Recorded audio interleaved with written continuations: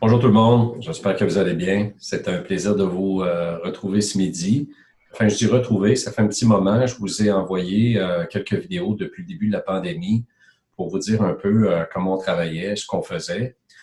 Par contre, avec le temps, ce que j'ai réalisé, c'est qu'une vidéo, ben, c'est en quelque sorte unilatéral et ça permet peut-être un peu moins des échanges.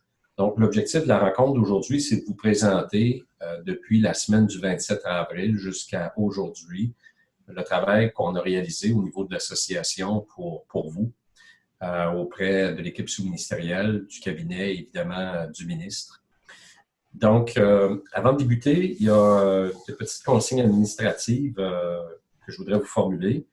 D'abord, pour faciliter le déroulement du webinaire, on vous invite à conserver votre caméra et votre microphone fermés. Utilisez la fonction converser pour poser vos questions ou demander le droit de parole. Pour demander le droit de parole, on vous demande d'utiliser l'acronyme DDP et merci de vous identifier, donc votre nom et votre commission scolaire. La façon dont ce que je vous propose ce midi, dont j'ai l'intention de fonctionner, ce que je vous propose, c'est que je vais vous faire un exposé qui va aller de semaine en semaine, le travail qu'on a fait. Et à la fin de chaque semaine, si vous avez des questions, bien, vous pourrez les exprimer. Sinon, à la fin, on aura une période de questions un peu plus formelle, je dirais. Donc, soyez bien à votre aise là, pour faciliter les échanges. Au niveau des droits de parole, au fur et à mesure, là, Louise va me donner vos noms. Donc, je vous disais que je poursuis aujourd'hui un double objectif. Donc, vous présenter le travail qu'on a fait, mais aussi échanger avec vous. Et je voudrais vous dire aussi avant de débuter, et je vais vous le redire à la fin, s'il y a des enjeux particuliers dont on n'a pas traité au cours des dernières semaines et dont on devrait traiter dans les semaines à venir, je vous invite à communiquer avec vos présidences de CP, sinon avec moi. La façon dont on a fonctionné au cours des dernières semaines, presque dire les derniers mois, c'est que j'ai travaillé étroitement avec vos présidences de CP et vos conseils de CP. Donc, souvent, j'interpellais vos présidences qui, elles, allaient au niveau du conseil pour prendre le pouls ou encore prendre des informations pour que par la suite, je relaie ça, soit du côté de l'équipe sous-ministérielle, du cabinet ou du ministre lui-même. Donc, c'est la façon dont on a fonctionné. Et donc, si vous avez cette impression qu'on n'a peut-être pas traité de certains de vos enjeux plus spécifiques ou particuliers, ben, faites-nous signe par l'entremise de vos présidences de CP ou si vous jugez opportun directement à moi. On va donc débuter par la semaine du 27 avril. Cette semaine-là, c'est la semaine où le premier ministre a réannoncé l'ouverture des écoles dans les zones froides. Donc, on a eu une rencontre, on en avait eu dans la semaine précédente avec le sous-ministre adjoint aux politiques et aux relations du travail pour tous les enjeux de ressources humaines. Les enjeux de ressources humaines en avril, ça a été très fort. Donc, pour tout ce qui concerne les affectations, le personnel ayant travaillé dans le réseau de la santé, les services de garde d'urgence, les ratios pour les services de garde, la tâche enseignant, les règles d'exemption, refus de travailler, contrat des enseignants AFP et les services pour élèves HDA. Dans cette semaine-là aussi, on a eu deux rencontres avec le ministre et les partenaires. Alors, quand je dis les partenaires, j'entends les associations de direction d'établissement et la DGEX, de même que les parents. Donc, les enjeux sur le retour en classe. Donc, le transport. À cette époque, souvenez-vous, il y avait toute la question du personnel qui avait 60 ans et plus, la protection des conducteurs, discipline de proximité, des infections des véhicules, écoles privées, les contrats avec les écoles privées, est-ce qu'on les honore dans la mesure où on est moins capable de mettre des élèves dans les autobus, berlines et taxis, les équipements de protection individuelle. Pour l'AFP, la mobilité des élèves d'une région à une autre. On se souviendra qu'il y avait des régions qui étaient plus confinées que d'autres fin avril. FGA, l'ouverture des salles d'examen, des laboratoires de sciences et passation de tests d'équivalence. En TI, le déploiement des 15 000 appareils. Approvisionnement, tout ce qui a trait aux normes d'approvisionnement, désinfection, nettoyage. Pour le secrétariat général, on se souviendra que fin avril, le ministre a annoncé le report de certaines dispositions du projet de loi 40. Donc, il y a eu cet aspect-là à traiter. Service éducatif, bulletin pour la troisième étape, le caractère obligatoire d'enseignement à distance. Donc, c'est ce qu'on a traité cette semaine-là. Par la suite, dans la semaine du 4 mai, c'était une semaine où on a eu plusieurs rencontres avec le ministre et le cabinet, en fait le cabinet 4, le ministre 1, toujours avec les partenaires, et c'était pour faire un monitoring là, de l'opération rentrée de la semaine suivante. Donc, comment ça allait? Les inscriptions, profil des élèves, dépassement de la tâche enseignante là, au niveau des RH, les exemptions 60 ans et plus, toujours RH, transport, le manque de direction en FP et en FGA, pour tout ce qui a trait au financement, stage en entreprise, milieu de la santé, port du masque, les approvisionnements aussi, modalités, difficultés de coûts, parce que les coûts étaient fortement en hausse, ils le sont toujours d'ailleurs, avec Collecto, comment ça fonctionne, les préoccupations face au niveau centre d'acquisition gouvernementale. On a abordé aussi cette semaine-là la nécessité de rassurer les parents du Québec, donc on se situe dans la semaine précédant l'entrée et on sentait que ça se faisait un peu moins. Les services éducatifs, comment on procède, l'évaluation, les intentions éducatives pour les 6 semaines à venir, le suivi pour les élèves qui ne fréquenteront pas, le choix des parents à la semaine. Souvenez-vous de cet aspect-là des choses qui pouvaient poser de grandes difficultés à l'organisation scolaire. Les savoirs essentiels et matières prioritaires, obligations pour les élèves ayant des plans d'intervention, l'incapacité de donner des services éducatifs par rapport à l'obligation de scolarisation, on envisageait cette possibilité-là. Les finances, les problématiques d'allocation pour les dépenses supplémentaires, reddition de comptes pour les coûts de pandémie. On se souviendra qu'à cette époque-là, il y avait un questionnaire à compléter pour le 18 mai, donc on leur a dit que c'était pas possible. Et en plus, que les directions d'établissement travaillaient pour le retour en classe.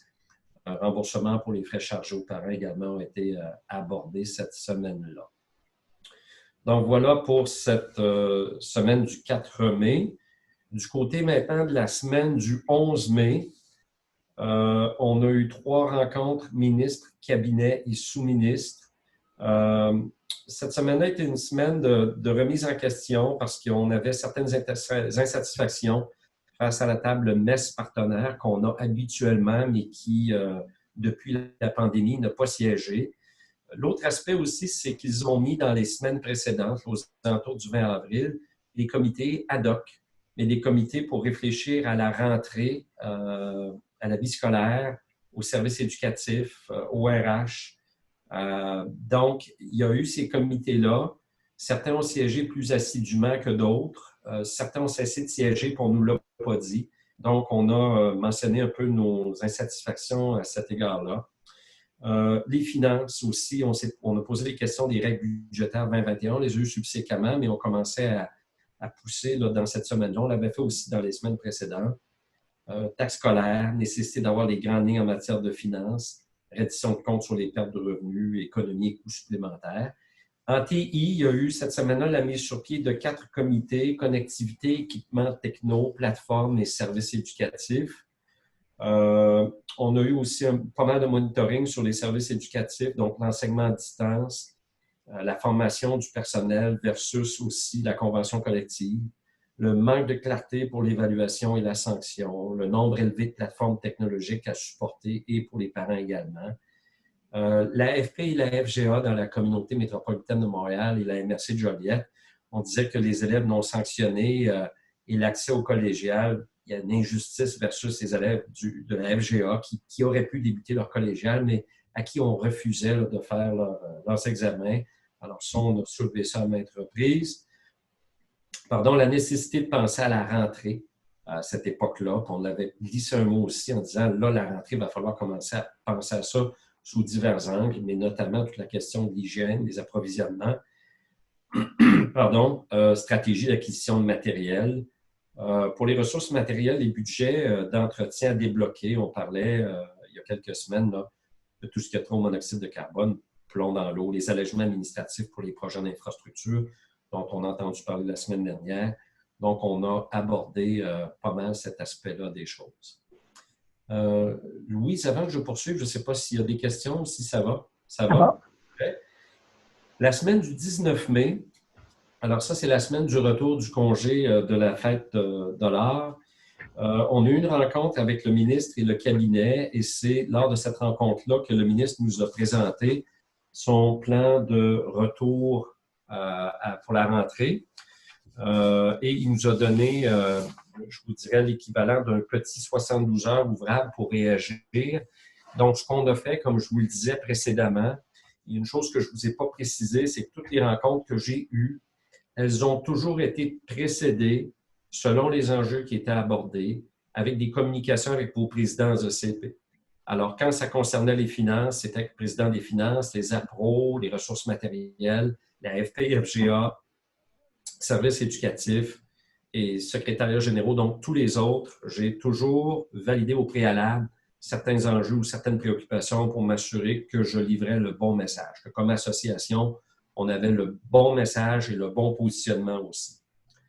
Donc, dans la semaine du 25 mai, la fin de la semaine du 18 mai, on a réfléchi au plan de retour avec vos présidents ECP, qu'on a déposé ensuite dans la semaine du 25 mai. Et dans la semaine du 25 mai, on a donc eu une rencontre avec les sous-ministres pour déposer notre plan et nos scénarios. Alors ça, c'était le mardi 26 probablement. Et on a eu également une rencontre avec le ministre et le cabinet concernant ce que le ministre avait ramassé l'ensemble des commentaires de tout le monde. Et là, on avait un retour sur les points de convergence et sur ce vers quoi là, il semblait se diriger. Donc, à ce moment-là, ce qui nous a signifié, c'est qu'un scénario de retour le plus possible à temps plein était ce que les acteurs du réseau souhaitaient. Ceci étant dit, on vous a envoyé le tableau avec nos commentaires pour les deux scénarios. Donc, ils ont défini une partie, là, calendrier et horaire, services d'encadrement pédagogique, les services éducatifs, par exemple, la clientèle avec besoins particuliers, l'évaluation des apprentissages, etc., l'organisation des repas, les programmes spécifiques, les services de garde, conciergerie et mesures sanitaires, transport scolaire, ressources humaines. Alors, on est intervenu dans tous ces dossiers-là et je vais prendre peut-être les 5 messages ou 5, 6, 7 messages les plus importants qu'on a livrés dans le cadre du retour à la rentrée. D'abord, première des choses, pour ceux qui sont plus près des conseils d'établissement ou des services éducatifs, on leur a dit que le conseil d'établissement approuve les modalités d'application du régime pédagogique, la grille horaire et les programmes pédagogiques particuliers. Alors, le scénario B, qui est le scénario du retour à temps partiel, pourrait avoir un impact important sur les responsabilités du conseil d'établissement. Parce que là, évidemment, le conseil d'établissement se trouve à approuver certains aspects qui ne sont pas prévus au régime pédagogique. Par exemple, si on a un retour à temps partiel, il est clair qu'on se trouve être en quelque sorte illégal, je peux m'exprimer ici, là, par rapport aux façons de faire habituelles. En ce qui a trait à l'organisation scolaire, un des messages qu'on a livré, c'est faire un horaire, confectionner un horaire au secondaire, c'est très complexe et il est très important que la décision du ministre et de la santé publique quant au scénario qui va être choisi, c'est important qu'il se fasse le plus rapidement possible pour vous permettre par la suite d'opérationnaliser. Ça, c'était notre deuxième message, je vous dirais, là, qui est le plus important. Au niveau des, pas le plus important, là, mais parmi les plus importants. Un autre message très important, l'enseignement à distance dans le scénario du retour à temps partiel. On est moins à l'aise avec ça parce que sur le plan des services éducatifs, il accroît les possibilités de décrochage. Donc, ça, on a livré ce message-là. Et les enjeux de l'enseignement à distance, on les a abordés également sous l'angle du perfectionnement du personnel. Et on les a abordés sous l'angle non seulement du perfectionnement du personnel jeune, mais aussi du personnel FP-FGA, parce qu'en FP-FGA, les enseignants sont moins issus de la filière pédagogique. Donc, important pour l'enseignement à distance de bien former les enseignants dans ce secteur-là. Un autre aspect qui a également été soulevé concernant la clientèle avec besoins particuliers, les élèves vulnérables, faire attention à les balises pour la priorisation des élèves à besoins particuliers doivent être bien établies pour éviter la contestation de parents qui souhaiteraient la présence de leur enfant en classe. Il a été question dans ces semaines-là de peut-être prioriser la clientèle en présentiel pour avoir les élèves vulnérables en classe. Maintenant, on a apporté cette petite mise en garde-là en disant qu'il faut être prudent parce que peut-être des enfants, des parents qui vont dire « moi, vous ouvrez l'école, je veux que mon enfant soit à l'école ». Donc, il faut faire attention à cet aspect-là des choses. Maintenant, pour ce qui concerne la FP et la FGA, dans le scénario où, je vous demande pardon, dans le scénario où les élèves entreraient à temps partiel, on a demandé que les formations à présentiel pour les clientèles IS et ISP, c'est les insertions et la francisation, de même que les métiers semi-spécialisés, soient en présentiel. On a demandé également de la souplesse pour le financement de ces élèves-là au niveau de Service Québec et du Midi.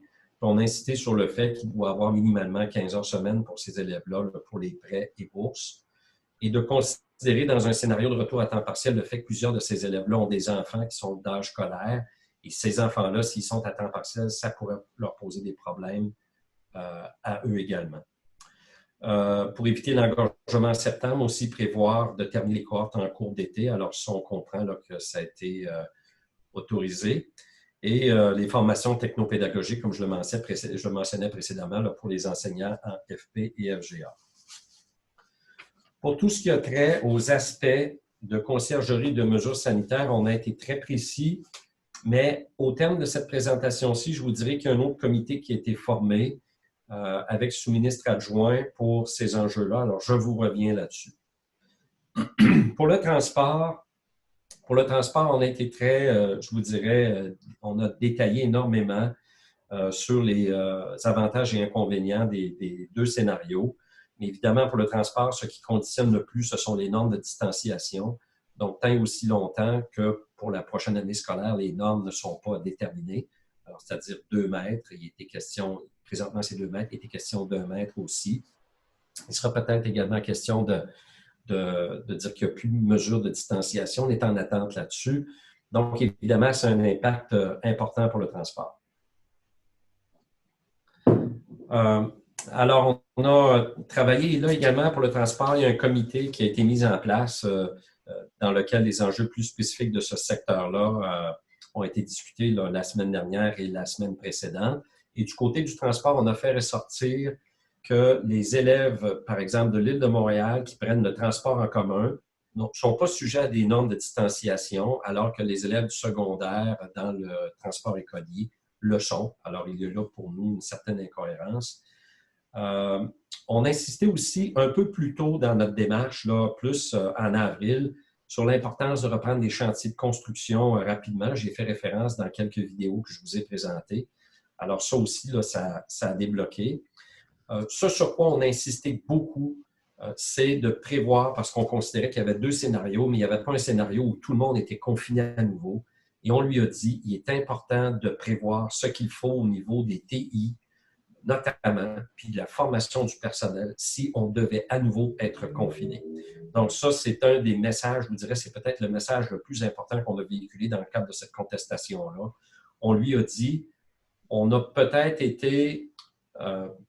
pas été parmi les meilleurs pour ce qui a trait à l'enseignement à distance au niveau des provinces canadiennes en mars et avril. On a le droit à l'erreur une fois, mais là, si ça se reproduit une deuxième fois, il faut être prêt. Puis on vous le dit pour vous, pour votre crédibilité, mais aussi pour nos membres qui vont soutenir par la suite l'ensemble du personnel puis les parents. Alors, il faut travailler ce scénario-là. Donc, on a travaillé, on a mentionné ça, là, disons, assez fermement au ministre. Et on a terminé avec toutes les considérations liées aux finances, toutes les mesures budgétaires qui sont nécessaires de débloquer pour pallier aux dépenses supplémentaires liées à la COVID. Donc, ce soit le personnel de soutien supplémentaire, les portables aux élèves, les bandes passantes, les mises au niveau de serveurs, le financement des modifications pour les autobus, par exemple, et j'en passe, et j'en passe. Donc, on a abordé ces aspects-là pour le secteur des finances. Et je vous dirais donc que c'est, je vous dirais, la consultation qui risque d'être une consultation qui risque d'être assez déterminante. On sait que les autorités du ministère discutent présentement avec la direction de la santé publique. On leur a demandé d'avoir des nouvelles ou des directives le plus tôt possible, au plus tard la mi-juin, ce qui voudrait dire à la fin de cette semaine ou au tout début de la semaine prochaine pour nous permettre de travailler évidemment là, avec des balises claires. Je vois qu'il y a des questions tout doucement. Francis Bélanger, je suis directeur des TI. Avez-vous... Là, ça a disparu. Donc, avez-vous de l'information supplémentaire concernant l'implantation de la plateforme Moodle dans le réseau? C'est un sondage Grix. Comment a été choisie cette plateforme? Qui a été consulté? La multiplication des plateformes Moodle, G Suite et Microsoft 365 et plus va créer de la confusion et des problèmes d'implantation dans les centres de services scolaires et au niveau du personnel, des parents et des élèves. Je vais avoir une réponse plutôt générale pour vous, Francis, parce que on a travaillé avec les membres de votre CP, mais on s'est rendu compte que dans les choix de plateformes, on sait qu'il y en a plusieurs, là, tant Teams que Zoom, Google, vous me parlez de Moodle maintenant, on le savait, mais on comprend qu'il y a aussi des choix qui ont été faits dans chaque milieu. On a avancé dans notre réponse au questionnaire que la plateforme Zoom pourrait peut-être être la plus intéressante. Et là, certaines commissions scolaires, certains de vos collègues nous ont dit « Oh, faites attention, notre Zoom, on a eu des difficultés. Nous, on préfère une autre plateforme. » Donc, il y a des éléments sur lesquels on ne pouvait pas avoir un consensus. Donc, on n'est pas intervenu. Et pour cette plateforme-là, plus spécifiquement, là, je n'ai pas personnellement été interpellé là-dessus. Donc, il faudrait que je fasse un petit peu de recherche pour répondre plus spécifiquement à votre question. Est-ce qu'il y a d'autres questions, Louise? Pas pour le moment. Pas pour le moment, c'est beau. La semaine dernière, maintenant, pardon, à nouveau, semaine du 1er juin. Alors, c'est une semaine où on a eu, et vous l'avez vu aussi, là, plusieurs directives là, dans la semaine la fin de la semaine du, bougez pas, la fin de la semaine du 25 mai, c'est ça. Alors, on a eu des directives 28-29, 1er juin, et là, je vous dirais que ça a été un peu plus difficile. Ça a été une semaine plus difficile là, sur le plan de nos relations avec le cabinet puis le ministre. Pas juste nous, mais l'ensemble des partenaires. Dans notre histoire associative, c'est la première fois que je voyais certains d'entre vous un peu plus, disons, qui adhèrent moins et il y a un mouvement de fatigue, ça on l'a bien senti. Et ce qui a donc mené de notre côté la lettre que je vous ai transmise concernant plus spécifiquement les camps pédagogiques. Dans le cas de notre association, on n'a pas été consulté là-dessus. Et donc, j'ai été obligé de ramener en leur disant vous nous avez consulté sur bien des choses, mais vous ne nous avez pas consulté là-dessus. Et les camps pédagogiques, il y a des aspects qui sont liés non seulement à la pédagogie dans une école, mais aussi la pédagogie liée au service éducatif, mais aussi le transport, mais aussi les TI, mais aussi les RH, puis les ressources matérielles, parce que dans les régions, la région de Montréal, par exemple, où il n'y a pas d'élèves, on a entamé des travaux dans les écoles, dans les cours d'école. Et donc, on ne pouvait pas mettre en place des camps pédagogiques, puis vous ne nous avez pas parlé de ça. Donc, on a rectifié le tir avec eux, on a réaligné les choses, puis on s'est parlé, là, ça se passe bien. Du côté des directions d'établissement, on a préféré aller un peu plus de façon publique, je dirais. Nous, c'est une approche là, qui, pour nous, je vous dirais, on y va plus à une approche de travail avec le ministre, le cabinet, l'équipe sous-ministérielle. Quand on sent qu'en bout de piste, on n'est pas entendu, ben, on pourrait considérer les médias, mais je vous dirais que globalement, les médias, on ne règle pas des problèmes devant un micro. On règle les problèmes en arrière-scène. Et c'est donc ce qu'on a fait là, dans le cas de la semaine dernière en ce qui a trait au camp pédagogique. Donc, voilà. Je vois que Lisa Caron, Louis, je vais te laisser me lire parce que moi, j'ai seulement une petite partie qui apparaît. Oui, pas de problème. Alors, Mme Caron dit la FGA est toujours en attente de consignes pour les cours d'été. FAD versus présentiel pour le financement, etc. Le ministre nous a dit que ça, pour les cours d'été à FGA, j'entends, là, le ministre nous a confirmé de vive voix que ça pourrait aller, puis il nous a dit je vais vous envoyer ça. Il nous a dit ça la semaine dernière. mais je constate là, que vous ne l'avez pas reçu. Donc, Lisa, je prends note de votre commentaire et je vais faire le suivi cet après-midi en disant qu'on est en attente et que l'été est tout près, là, un petit 2 semaines, et ça y est, on est rendu. Alors, je fais le suivi. Alors, écoutez, je poursuivrai avec votre période de questions en vous disant qu'on poursuit cette semaine.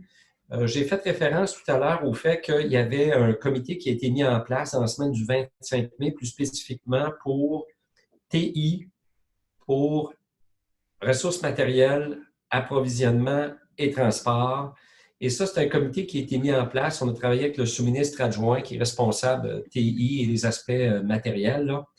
On a eu 3 rencontres pour bien identifier si on avait un scénario où tous les élèves étaient confinés pour un certain temps l'an prochain, qu'est-ce que ça prendrait au niveau des TI? Puis, au niveau également, pour un retour à temps partiel ou à temps plein, de tout ce qui est nécessaire au niveau des produits, des contrats d'entretien, la conciergerie, puis d'examiner aussi tous les aspects relatifs au transport. Donc, on a soumis des recommandations au ministre vendredi après-midi. Il était là avec vos présidents de CP que je viens de nommer. Et bon, le ministre a posé quelques questions, entre autres, pour les gens des TI. Ce qu'il nous disait, c'est mais comment se fait-il que vous n'avez pas nécessairement les données juste pour les besoins des parents en portable ou encore en Chromebook? Alors, on est obligé de lui répondre qu'au moment où les parents ont complété le sondage, on était en avril et on avait une conception donnée de ce qui était l'enseignement à distance, qui était 2-3 heures par jour.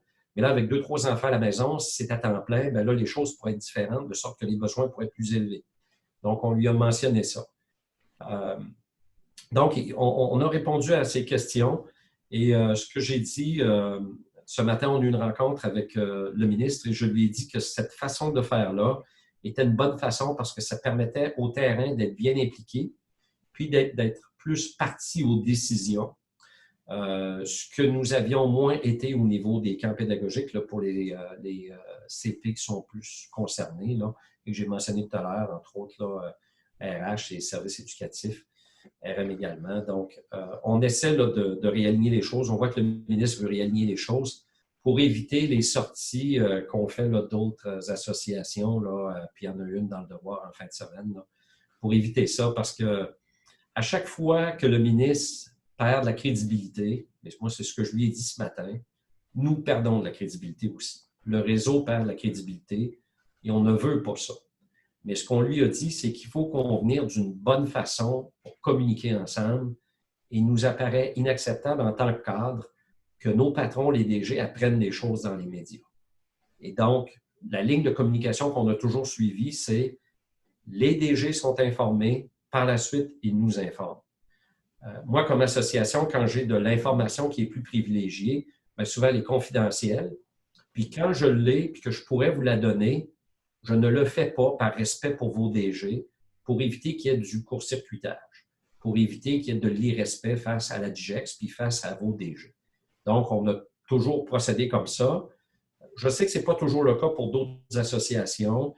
Vous avez peut-être entendu « Ah oui, il paraît que, etc. » Moi, je n'ai jamais rien laissé filtrer. Je pense que c'est comme ça qu'on bâtit des relations de confiance avec un ministre, avec un cabinet, puis une équipe sous-ministérielle également, avec nos partenaires, là, les DG en particulier, puis les directions d'établissement également.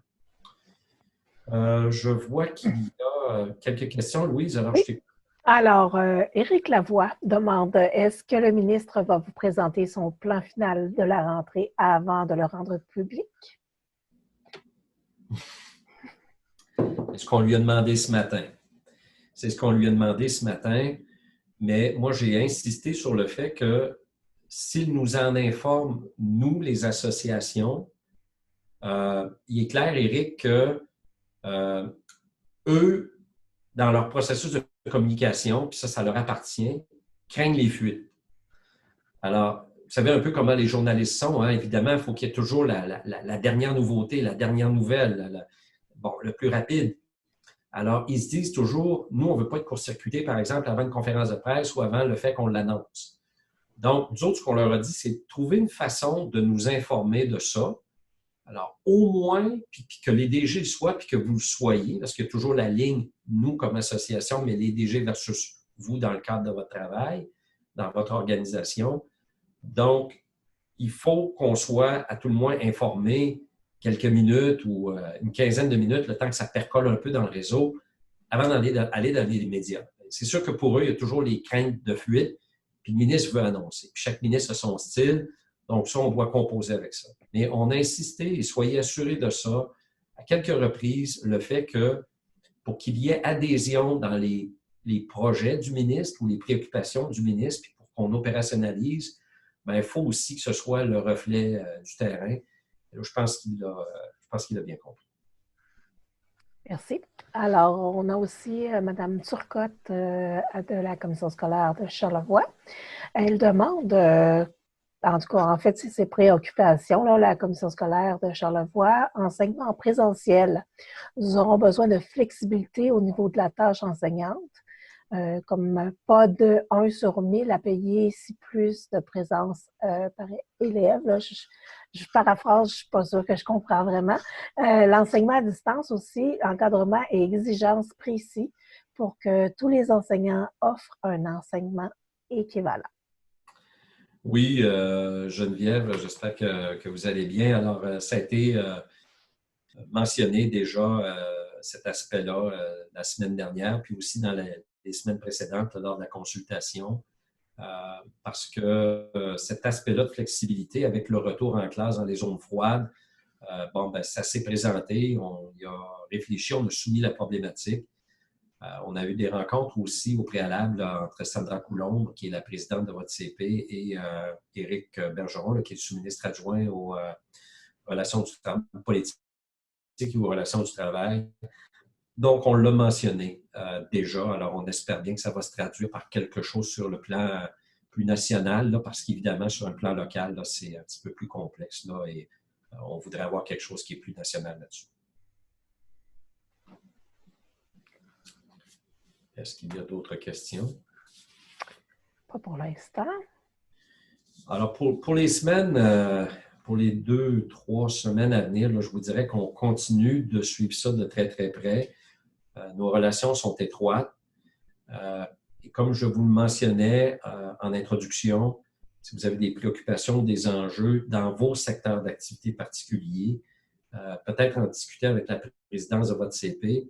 Et si vous jugez opportun, là, pour diverses raisons, tout ça, de communiquer directement avec moi, il n'y a pas de problème. Évidemment, je ne peux pas, dans l'état actuel des choses, vous promettre un retour dans l'heure, même dans la journée, là, mais en vertu de notre politique sur le service à la clientèle, normalement, dans un 24 à 48 heures, on va rien. J'ai un autre commentaire, Jean-François, de Mme Chèvrefils, aussi à Charlevoix. Oui. Il faudrait rappeler au ministre que les conférences de presse ne sont pas un outil devant être utilisé pour informer son réseau. Oui. Oui, effectivement, ça s'inscrit, France, là, dans le contexte, dans la lignée de ce qu'on a mentionné. Je l'ai mentionné très spécifiquement ce matin. Ce matin, on avait une rencontre là, pour faire un peu le point sur la semaine dernière. Et c'est ce qu'on lui a mentionné. Parce que la semaine dernière, là, il y a 2 d'entre vous, j'ai peut-être eu là, à la réaction des camps pédagogiques, là, quelques-uns, 8-9 qui ont réagi à ça. Et 2 d'entre vous m'ont indiqué qu'ils trouvaient fort désolant que les plus générales, là, c'était pas nécessairement lié au camp pédagogique, mais depuis le début de la pandémie, que les directeurs généraux apprennent par les médias des informations là, relatives à certaines directives ou autres. Et donc, dans la chaîne de communication, il y a quelque chose à resserrer. On comprend l'aspect politique des choses, on comprend, comme je le mentionnais plus tôt, l'aspect des fuites, mais on comprend aussi le respect du réseau. Alors, c'est ce que je lui ai mentionné ce matin.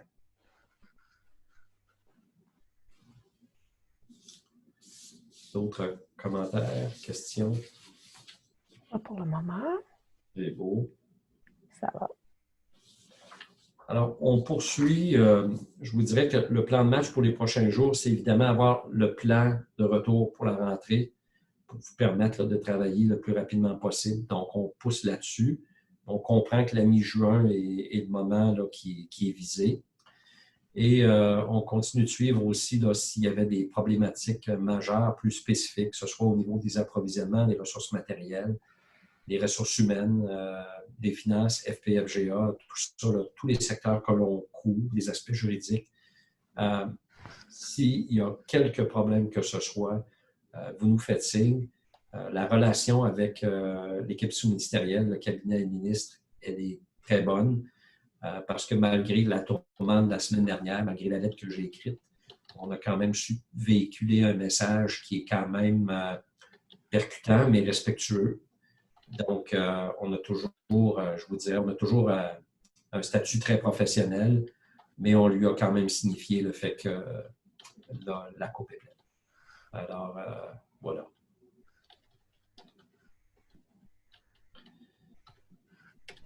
Alors, ça irait. Oups. Est-ce qu'il y en a d'autres, Louise? Non. Ah oui. Martine Tourigny, du Centre de services scolaires des Bois-Francs. Il est fort désagréable que les directives concernant la rémunération en transport aient été acheminées à la FTA avant les CSS, excusez-moi. Il est très, pour être sûr. Oui, c'est fort désagréable que les directives concernant la rémunération en transport aient été acheminées à la FTA, je pense que c'est la Fédération des transporteurs d'autobus, je crois, avant les centres de services scolaires. J'en prends bonne note, Mme Tourigny. Là, je ne veux pas les défendre. Puis, c'est sûr qu'eux autres, pour travailler avec eux, là, ils ont je dirais, leur difficulté de communication entre eux. Les choses vont très vite. Là. Ça, je vais dire ça pour eux, à leur décharge. Mais vous avez entièrement raison et on a insisté là-dessus sur l'ensemble des messages en disant, mais ça nous est adressé. Ça nous est adressé, nous, les cadres, dans ce cas-ci, les cadres au niveau du transport. Comment se fait-il qu'on n'est pas au courant de ça? Donc, on voit que le ministre chemine beaucoup parce que dans le discours public, il parle des directions, il parle un peu plus des directions générales, puis des cadres. On l'observe. Puis je pense que dans notre notoriété ou notre influence, on a fait un très gros saut depuis le 12 mars. Parce que le ministre, souvenez-vous qu'il y a toujours eu un a priori très favorable pour les directions d'établissement. Pour les cadres et les directeurs généraux, un peu moins parce qu'on fait partie de ce qu'il appelait les commissions scolaires. Mais sincèrement, je pense que notre capacité d'influencer s'est accrue considérablement là, au cours des 2 derniers mois et demi, 3 derniers mois. Et on va continuer de le faire, mais c'est sûr qu'ils ont parfois des réflexes un petit peu plus direction d'établissement, puis parfois, dans ce cas-ci, c'est même pas direction d'établissement, mais ça a été probablement une demande de la fédération, et ils n'ont pas pensé nous en informer, à tout le moins, en même temps. Donc, c'est vrai. Alors, je vais le noter, puis je vais leur dire.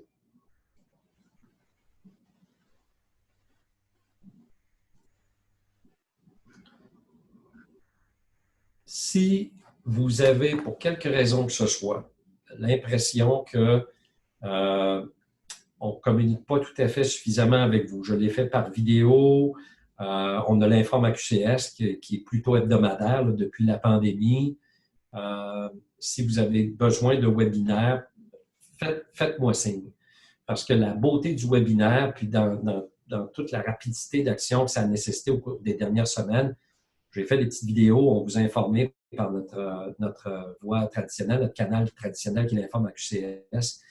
Mais ça ne permet pas des échanges des échanges bilatéraux. C'est plutôt unilatéral. J'aime pas le terme unilatéral, mais c'est dans son sens où on communique vers vous. Et j'ai peut-être un petit peu moins d'informations de vous. Alors, si éventuellement vous souhaitiez ou vous dénotiez là, que sur le plan de la communication, vous souhaitiez qu'on fasse les choses un peu différemment ou qu'on en fasse davantage, ou là, on essaie de bien mesurer notre niveau d'optimalité, mais faites-nous signe. Et la même chose pour la défense de vos préoccupations. Là, faites-nous signe là, également. Là, je mentionnais par vos commissions professionnelles. Et si vous souhaitez le faire directement auprès de moi, faites-le également. Ça me fera infiniment plaisir. Je vois. C'est Mme Noël, Marie-Josée. qui te remercie pour ton travail remarquable.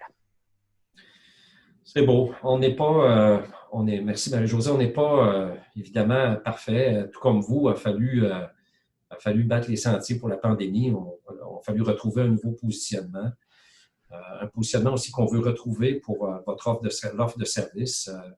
Peut-être pas au niveau des relations du travail parce qu'il y a un petit peu moins d'impact, mais au niveau du développement professionnel, si on n'est pas en mesure de faire du développement professionnel en présentiel, il va falloir en faire différemment pour vous. Donc, on est en repositionnement là aussi. En termes d'affaires publiques et gouvernementales, c'est sûr qu'il y a eu un repositionnement très, très rapide où les canaux habituels, d'abord l'équipe sous-ministérielle, puis ensuite le cabinet des ministres, tout a été chambardé. Alors, ça a été vraiment plus, je dirais, politique là, au cours des derniers 2 mois. On n'a pas eu le choix de s'adapter. C'est sûr qu'avec 2400 membres, on fonctionne, Dieu merci, que je les ai, les commissions professionnelles, là, parce que ça me permet d'avoir le pouls de la présidence avec vos membres de conseil de CP, parce qu'autrement, ça serait difficile pour moi d'avoir une bonne représentation. On a pensé aussi à des questionnaires, des sondages. On ne l'a pas fait. Pour certaines situations, ça pourrait, là, il va falloir l'examiner, être intéressant, mais c'est factuel. Hein. Ça donne une donnée qui, vite dans le temps, est moins bonne, mais ça donne un coup de sonde, ça donne un factuel, ça permet moins l'échange, la discussion, mais il y aura peut-être ça aussi auquel il faudra changer. Alors, je ne vous dis pas qu'on va le faire spécifiquement. Il faut trouver en même temps un juste milieu. Du côté de l'AFP, de la FGA, il y a eu quelques sondages au début là, du côté de la TREAC. Et là, il fallait trouver aussi là, une façon juste de vous sonder, mais de ne pas être trop envahissant non plus, compte tenu des efforts que ça exige pour vous aussi dans le cadre de votre travail, là, la COVID. Alors voilà. On a encore de beaux commentaires, Jean-François. Monsieur Prudhomme, Benoît, les communications de l'OQCS sont grandement appréciées. Merci à toute l'équipe. Et Monsieur Dion, donc, qui dit qu'il est d'accord avec les beaux commentaires. On ne lâche pas. C'est beau. Alors, on ne lâchera pas. Et s'il y avait quoi que ce soit là, en termes de préoccupation ou d'enjeux, levez la main plutôt tôt que tard parce que c'est toujours plus facile d'intervenir en amont que plus tardivement. On essaie d'être aussi le reflet de ce que sont vos points de vue, vos préoccupations aussi. Là. Dans le cas de certaines CP, notamment la FP et la FGA, on a travaillé plus en conseil de CP. On a fait des teams. On a fait plusieurs collèges de CP. Mais dans le cas de cette CP-là, on a jugé bon de le faire avec l'ensemble des membres de votre conseil. Alors, si pour d'autres commissions professionnelles, il fallait le faire avec l'ensemble des membres de votre conseil de CP, on le fera, il n'y a pas de problème. Et merci infini à Louise Trudel là, qui s'occupe de toute la technologie au bureau et qui nous permet d'être à jour là, pour bien communiquer avec vous. Puis à Josée Saint-Hilaire qui est toujours inventive, créative là, pour dire bon, qu'est-ce que nos membres pourraient avoir besoin? Une petite vidéo, par exemple, un petit... on le fait avec Geneviève des Hôtels, par exemple, à 2 reprises. On le fait aussi avec notre ami éthicien dont le nom m'échappe. Alors, toujours créative, inventive. Si vous avez des suggestions en matière de communication, faites-le. Là également, là, pour nous assurer qu'on vous atteint bien. Alors, merci à vous tous. Je vous souhaite une excellente journée. Puis, si pour quelque raison que ce soit, il y avait... des questions que vous n'avez pas soumises, go, faites-le. Puis demain, il y en a un autre webinaire. Alors, si vous souhaitez participer, ça va me faire plaisir de m'adresser à vous. Merci à vous tous.